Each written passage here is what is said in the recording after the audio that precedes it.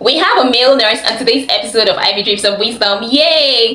Hey, welcome to 𝙒𝙑 𝘿𝙧𝙞 𝙥𝙨, our monthly YouTube podcast and actually LinkedIn newsletter series where we get to spotlight amazing nurses who are doing incredible things and making an impact beyond the bedside. And on today's episode of 𝙒𝙑 𝘿𝙧𝙀, we sat down with a nurse. I don't even know how to describe him, but he's someone who isn't ashamed to be a nurse, one who is bold, audacious, and building intentionally. To be honest, I had to watch this episode multiple times because of the depth of the wisdom that was dripping, and I can't wait for you to draw from this wisdom as well. If you haven't subscribed, I don't know what you're waiting for. Hurry and subscribe so that you don't miss out on subsequent episodes when they go live. So let's get right into it. Thank you once again for joining us on February episode of 𝙒𝙑 𝘿𝙧𝙀. It's such a great pleasure having you here, Nurse Anointing Julius. It's a great pleasure. Thank you. Yeah, I'm so glad to be here. And once again, I'm really glad that you invited me to be on this space. And I hope that from this conversation, we're able to inspire or help a nurse out there aspire to do more and, think beyond the bedside, as we always say. Let us get to know who you are, like in a nutshell. Who are you? What do you do? Let us get to hear from you. Okay, so my name is Anointing Julius. I'm a registered nurse, midwife, and public health nurse. Most of my work has been in digital health space and health tech. I currently run marketing for a digital health startup and also manage programs for a digital health program basically for the ABC Health organization, which is the African Businesses Coalition for Health under the 𝙒𝙑 office. I would say I'm also, working to build my own startup in digital health tech space basically, as well as, a community builder where I try to help people around me and people who have the same visions and goals as me to, dream bigger and achieve higher. While I was actually preparing for this conversation, there was one question that just came to mind. I was like, I'm going to ask you this question, right? Because personally, it kind of came as a surprise to me when I found out that we have men as nurses. What does it feel like to be a male nurse in a female-dominated profession? Like, what does it feel like? I know you must have had scenarios where maybe patients and other people, they took you for a doctor or another health professional and not a nurse. So what does it feel like to be in a female-dominated profession? Okay, so to answer your question here, I'll take a little bit journey back to memory lane.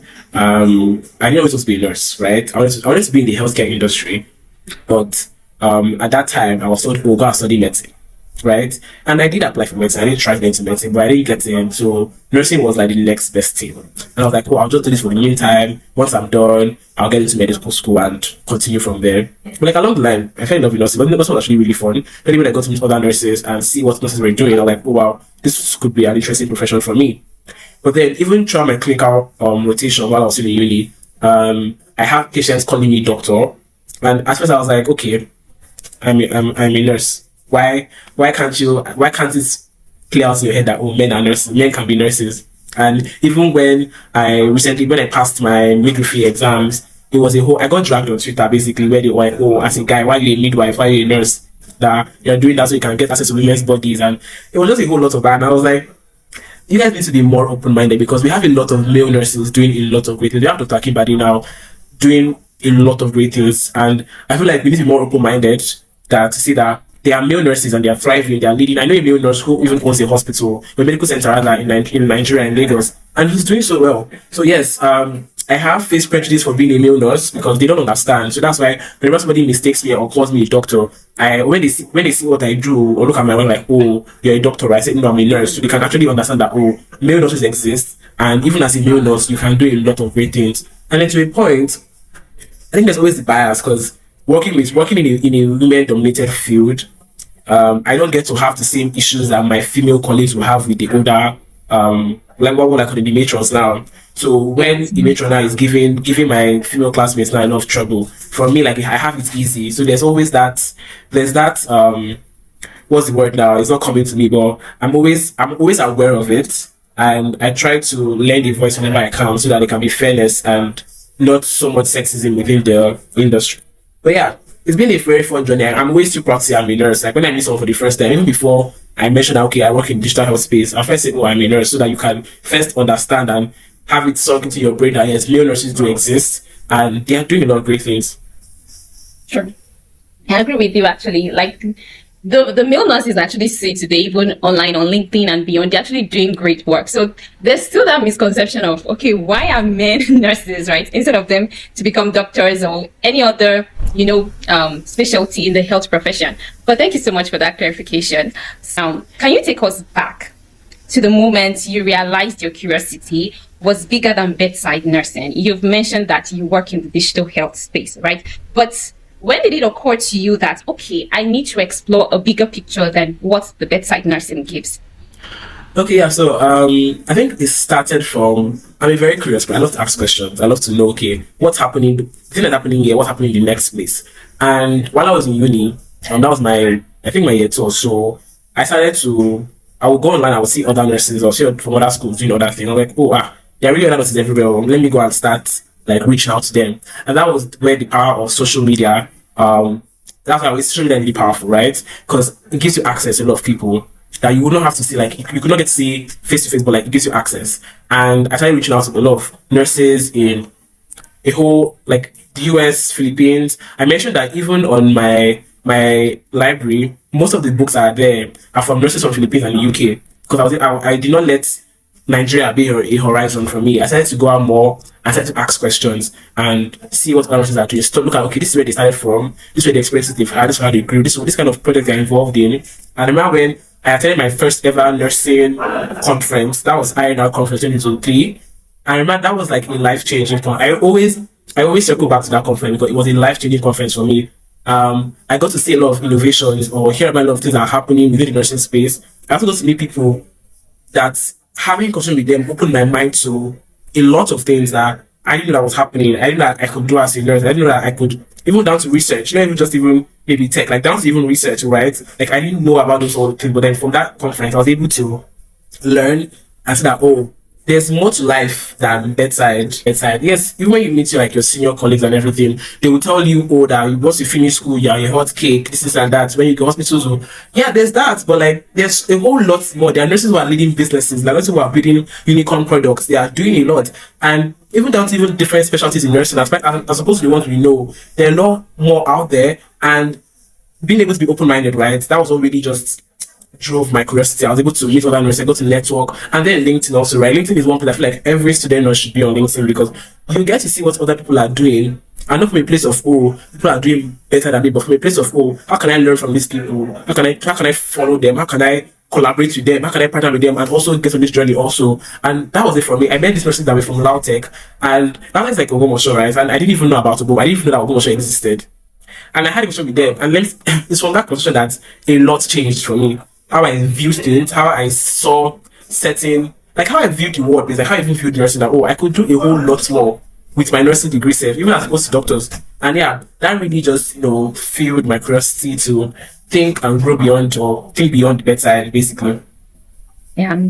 I think the whole idea of exploring beyond the bedside starts from within, right? Because there's this thing that if you don't do anything, then nothing changes. So for people who want to actually explore beyond the bedside, or anybody who just wants to go up beyond, what people term as the limitations in nursing or any other profession, it actually starts from within. That curiosity you mentioned, you were curious. So it starts from people asking questions. Okay, what more is there? And, from there, conversations spring up. And so thank you for that point. You've described your journey, right, as building the life you want intentionally. And you've even described yourself as a community builder.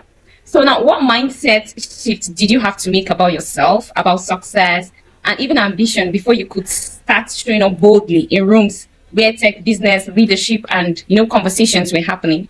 What mindset shift did you have to do? So I think for me, it was more like I had to understand, I had to learn that I'm deserving of being inside this room, right? Yeah. I deserve to be here. Because then that shifts your mind from, oh, I'm coming here as an empty cup to come and beg for them to point to me, then and shifting to you coming there as a mug with water inside to point to people, right? And also audacity. There's some rooms I've been that I had no business being there. I'm a nurse. I should be handling to matrons and hospital clinical. But no, like I knew what I wanted. I was able to learn that I can dream big, and I'm allowed to dream big. I'm allowed to be ambitious. I'm allowed to have audacity. And when I'm in these rooms, I have to have a value first mindset. So when you meet someone first, you don't think, oh, what can I take from this person? what can this person take from? What can I give this person? How can I impact the person's life? Whether or not they are bigger than you or they're smaller than you, regardless, having that value first mindset sort of shifted my confidence. Because at first it was a confidence issue. I didn't feel like I was deserving to be in certain rooms, and that affected me being audacious. So when I was able to shift that confidence, okay, I know I'm a person of value. My critical thinking skills, my problem solving skills, my research skills also were things of value that I could offer to someone. Mind you, I was also still building my skills in marketing and content and social media and personal branding. So I had all those skills at one end, and I would always lead with my value first. I would always, when we have conversations, I'm always, thinking strategically on how can I help this person, what problem that person facing that I could use my own skill set to help. And that's to give me a lot more confidence to, show up in these spaces and exist there freely. I also have to learn how to have conversations, because I used to be a very socially anxious person. I didn't know how to meet up for the first time and have conversations. But then I had to unlearn some certain things and relearn how to better have conversations with people, how to be able to engage in someone that it doesn't feel very LinkedIn, right? It feels like proper human conversation, like we're having a conversation. And oftentimes there's one thing I tell people, that when you talk to somebody for the first time, make the conversation about them, because people always remember what they've said, not what they've heard. So you have to be able to engineer the conversation around that, and yeah. And then for the kind of video life that I want, we understand that everything that happens to us, we engineer our lives. Yes, God has a plan for everyone, but you play a very important role also. What you do or what you don't do shapes you. So in that balance, meaning that I have to be intentional. I want to become a billionaire founder, right? What am I doing to get to that place? Who am I meeting? Who am I speaking to? What kind of experiences am I having that lead me to that point? Everything has to be intentional. There has to be a goal backed up to every action I'm doing. So when I say I'm building the life that I want, means that I'm being intentional with every decision, every hour, every minute, every action I'm doing is backed up by my big fat goal or the goal I'm driving towards, and it all boils down to being intentional for me. So yeah, I feel like everybody has to take charge, because if you do not build the life that you want, someone else will build it for you, and it might not be what you want. If you're lucky, it might be a comfortable life, but if you're not, you don't want to have to be someone that will be saying, oh, had I known. If I knew then, I would have done this. I don't like having regrets, right? So okay, everything I'm doing, I'm having this conversation now because I know part of the life that I want is me being able to make impact to people's lives. So that's why I'm intentionally having this conversation with you and make sure that okay, I'm giving you the right value so that whoever is listening to this can learn and think beyond the better or whatever. Because yes, that's what I want, and that's part of the life that I want for myself. So being intentional with everything you're doing is the root of building the life that you want. You've dropped so much insight here, and definitely it's going to be impactful. It's definitely going to add value to anyone who is going to watch or read when the whole episode is published. Okay, you've spoken about building a personal brand beyond nursing, right? And how that has also opened doors for you to step into tech and leadership. So what did personal brand mean to you at the start, and how did it practically translate into real opportunities in digital health and business? When people hear about building a personal brand, they think, okay, maybe it's just about posting on social media. So what was the initial, concept you had around personal brand, and how has that impacted your journey so far in terms of stepping into, leadership opportunities and opportunities in digital health? Yeah, so personal branding for me, basically, I have to ask myself a question first. So if you call Anointing Julius now, what are the 5 things you're going to state about me without me having to tell you who I am, right? And that was what, so we play, one way or another, we play a role as to how people perceive us, right? And if you're not intentional about it, people perceive you wrongly. And in social media, that there's a lot of things going around. If you're not careful, you would be misunderstood. So for me, my personal brand was me creating a narrative of myself that would exist even without me being in the room. So when you hear, oh, Anointing Julius, is that nurse now, the tech nurse guy or digital health guy or the nurse guy or the person I used to host community events, that is what I had to, okay, what do I want to be known as? But then, I didn't want to be known as one thing because I have many interests. While I'm very much, tech, career, health, nursing, digital health, I'm also very into the art scene. I'm an art lover, right? I would go to exhibitions like almost every month. So I need to find a way to equally balance how I'm being perceived across all my interests and sort of engineer it. Because we all, as I said before, we are the drivers or something of our lives, right?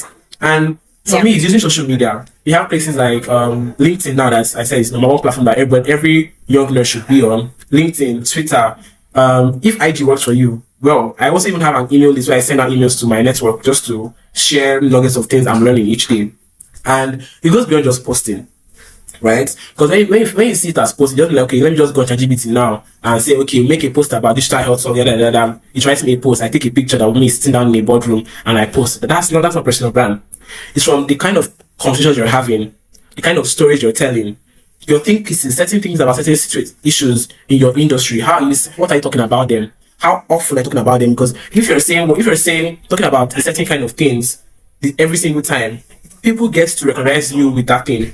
So the same way I'm not talking about, digital health, innovations in healthcare, I'm getting to be known for that. If I change now in the next 6 months now, I'm talking about agriculture, you will think I work in the agri-tech industry, right? And personal branding for me, it just goes beyond just posting, right? It's everything. It's who you are, but putting that version of your mind in digital space because people get to see it. So even when I go for speaker engagements, what I'm saying, the same thing I see on my LinkedIn, that same value, that same information, that same knowledge I'm trying to pass across still ties down to it. And for a case of opportunities, I mean, it made me, because before I started, there's something called cold messaging, where you reach out to people directly on LinkedIn, maybe for collaborations or just to network or just to connect with them. So before I had a very empty LinkedIn account, I barely got any response, right? But now I can say that I can constantly reach out to anyone and they can go through my profile and see what I'm doing because I am documenting my journey, right? Yeah. We call it building in public. It asks your personal brand also. So I've been building in public, and then when I reach out to people, they can see my track record. They can see, okay, this is where this person is. This is the industry person. This is the kind of value you have in this industry. So oftentimes the conversation always happens. Like they always respond because they can see what I'm doing. I'm currently part of a team organizing a event, MedXTech 26 in April. It's an event for the intersection between technology and medicine. And the only way I got reached out to join the team because they had seen my posts. They've seen how I've been very much into the whole tech event space. And mind you, I just started going to tech events last year.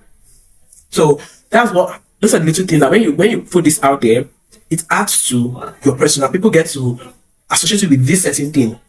And if you're not playing an additional role into it, if you're not the one engineering it, something else will take up that space and they will attach to that. That's not you. And it takes a whole lot to start changing the narrative when it's already established one. So I feel like your personal brand speaks a lot for you even before you enter a role. There's some opportunities that I've gotten that because of someone mentioned my name and they're like, oh, that mentioned person, I know him now. He posts about this on Twitter, he posts about this on LinkedIn, and that's how I got this part of the project. And that will boil down to my personal brand. Because how I'm being perceived, how people get to see, what people see is attached to me or shared with me is based on what I put out there.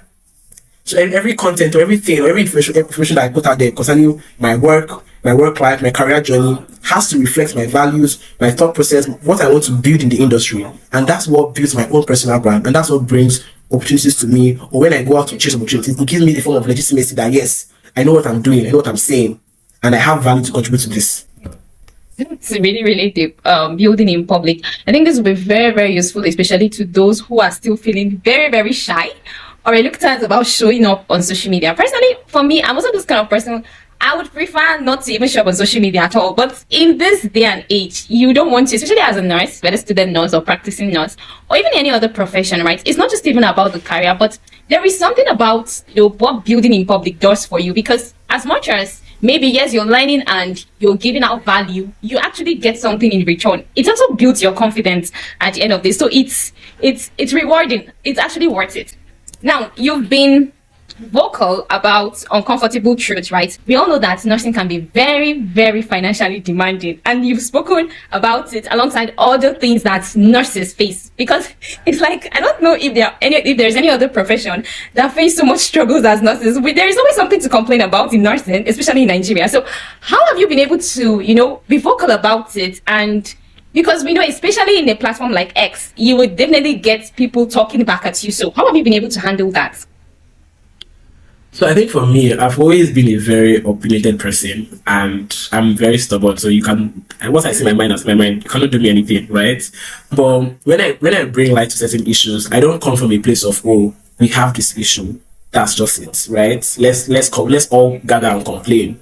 But I come from a place of, we have this issue and this is how I think we can solve them, right? And on that day, I went for a finance masterclass for nurses.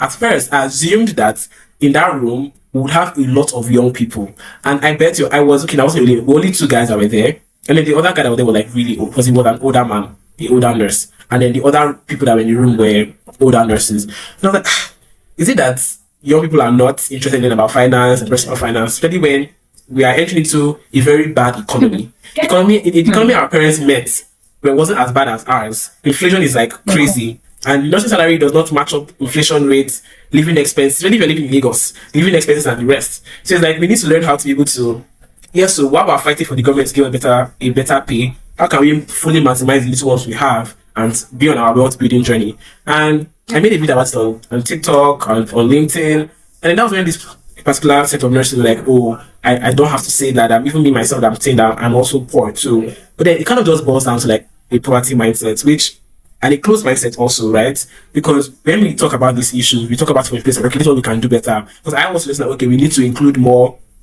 finance courses into our curriculum in nursing school or whatever, as well as host more sessions, to help us learn better about finance, about personal finance, and not just even in the nursing field. I feel like every other profession needs to learn how to manage their finance, right? And I would always say in my mind, yes, there are ways that you can package things so that people can understand what you're passing to a point. But I always come from a place of, while we have this problem, while we're complaining, this is the solution I feel like we can do. What are your takes on it? What can we do? How can we push this further? And that really took us. I've had my experience with leadership. I was president, and I learned that the best way to get people to do things, or to take change rather, is by them understanding the why behind your proposal, or them being carried along. So when I raise up problems and raise up solutions, it's always say, oh, this is my solution, right? What do you guys think about it? Or what do you think that we can do? Like, I'm open for, okay, give your own thoughts, give your own opinions. And while there was a large number that agreed and also contributed to that, there was also a percentage that was averse to that, because some people don't like to be told the truth. But then if you cannot have those uncomfortable conversations, we're never going to grow. And the fact that in nursing now, there's so much lack of community, or lack of closeness or oneness within the profession. Everybody is out to get the other person. Everybody wants to be isolated. As for a profession that's built on collaboration and teamwork, we do not practice that. So there's a lot of gaps there, and I feel like nurses, we need to do better. And like the younger nurses now, we need to be able to start speaking up, right? We know this problem. We all face this problem. How can we start speaking up? How can we start suggesting solutions? How can we be more innovative? Not just saying, but actually even doing. Yeah. True. It's not just about even pointing out the problems, because there are a whole lot of problems, like a whole lot.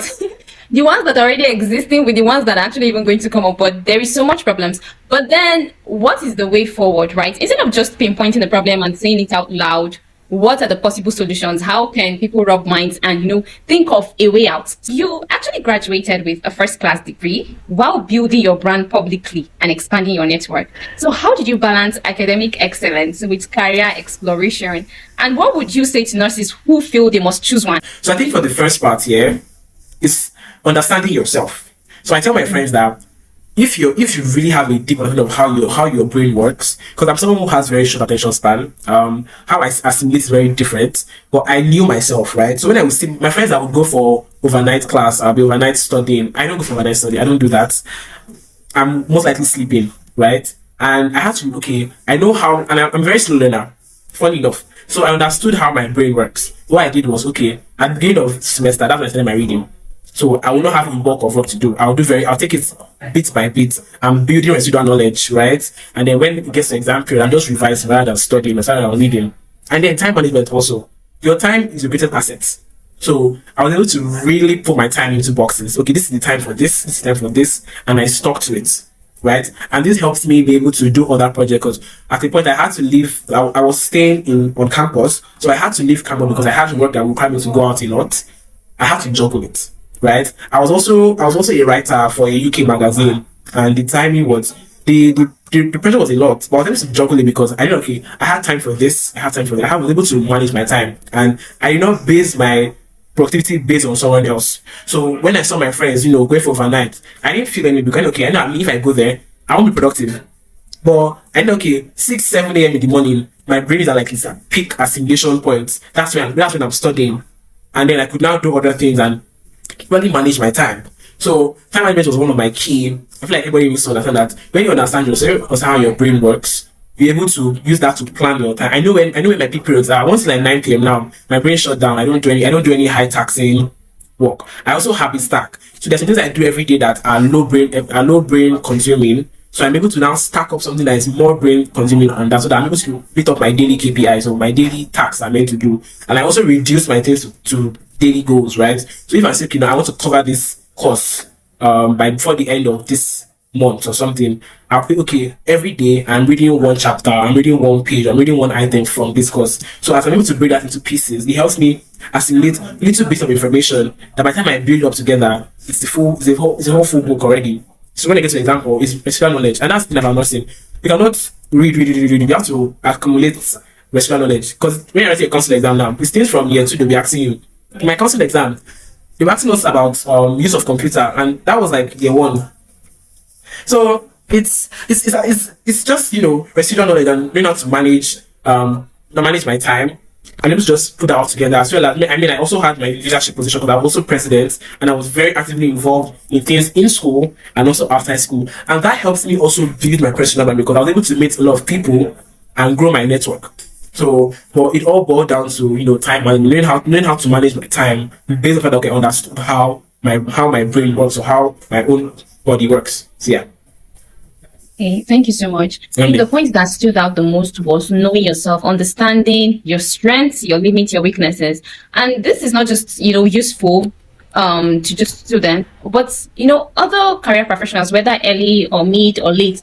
Because I think one of the things that is very, very common in today is people comparing themselves, whether on social media or even outside social media, right? So they look at, someone else's success or someone else's, timeline, and, the whole thing, and they feel like they are lagging behind. But when someone knows that, okay, this is who I am, this is what I can do right now, this is what I'm currently doing, so they're able to, create a balance for themselves without feeling left behind. Personally, for me, I would say I'm a nocturnal being, which is I actually wake up when people are sleeping. That is when I wake up to actually, study or do most of, high productive tasks, right? But you see, now you're the opposite. You prefer to, sleep at that time when other people are, reading over the night. So it boils down to understanding yourself, and that's how you can actually maximize it. Also, you mentioned about not sure if you want to choose one.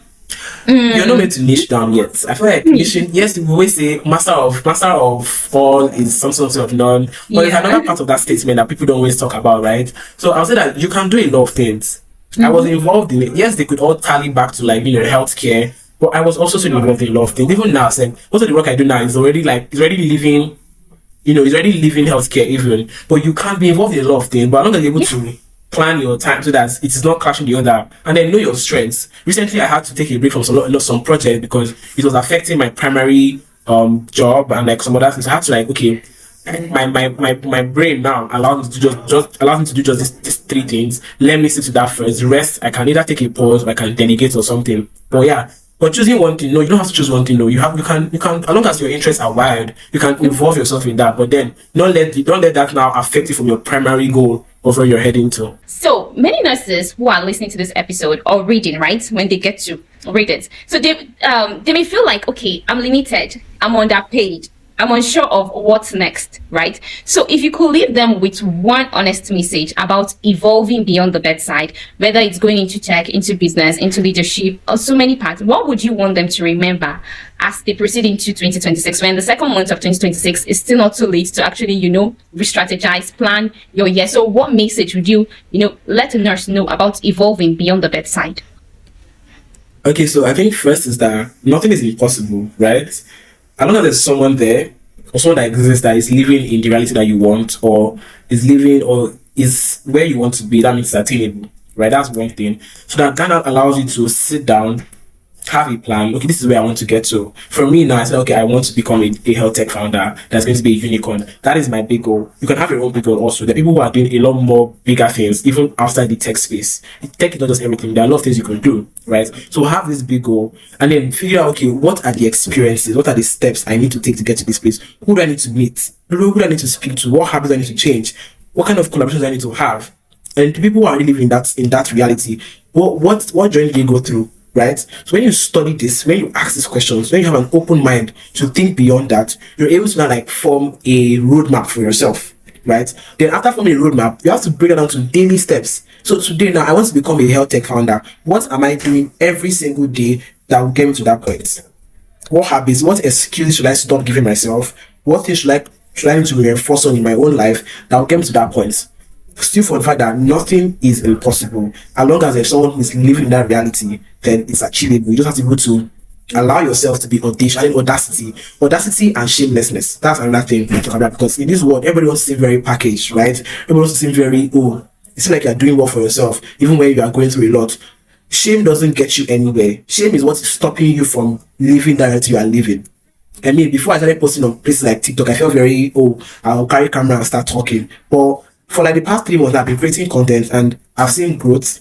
I've seen opportunities. I've met people. I've been on things just because of, they saw my TikTok, right? But with this video, I was really much ashamed of doing that a couple months ago. So having audacity and letting go of shame is your key into any place you want. And then knowing the fact that whatever you want to do or whatever you want to be, as long as there's somebody who is already living that reality, then it is not impossible for you. All you need to do is to find people who are living that reality and study them. What have they done already? What kind of experience do they have? How can I be on that? Ask questions, reach out. Network. They say your network is your net worth. Do that. Make connection with people. Ask the right questions. And don't be a planner. Just be planning and planning. Be a doer. As you plan, do it. And that's why I say it's easier for you to break it down to daily goals, as opposed to one big goal. Every day, what am I doing that leads me up to my big goal, to where I want to be? The last question, right? So what does success look like for you now? And how do you hope that your work in digital health and beyond healthcare, right, will shape healthcare in Africa over the next few years to come? So I think for me, I sort of categorize success into different spheres. There's success in my career, there's success in my own personal life, there's success in my relationship, like my friends, and there's success in the impact I'm making. But for this conversation, I will talk about success in my career, and that's me growing to a point where I am a global business leader in digital health space and also in the healthcare space, and then impact in the way that I'm able to, my decisions would impact digital health ecosystems for good, and my actions, my solutions would actually bring in a better and a stronger healthcare system. Because personally, I was affected by a very weak healthcare system, and I want to be able to, through tech, make that ecosystem way more better and stronger, so we would not have the kind of losses we've been having or we've had in the past, and we're able to make better impact and save more lives. You've seen it, you've listened to it, you've watched it. Feel free to watch this episode again and again. And don't forget to share this with a friend, a colleague, and another nurse, especially another nurse, because they need to watch this episode. The link to connect with Nurse Julius Anointing is in the description, especially if you're considering exploring the tech events that he's co-organizing. And if you're a nurse or you know a nurse who is doing amazing and incredible things beyond the bedside, who deserves the spotlights to share their story and journey that can inspire other nurses, feel free to share their names in the comments, and the link to the guest form is also in the comments. Don't forget to like, share, and subscribe to this channel so that you don't miss out on subsequent episodes when they go live. Until I come your way again with another power-packed episode, don't forget, shamelessness and audacity is what you need to move beyond your comfort zone this year 2026 and beyond.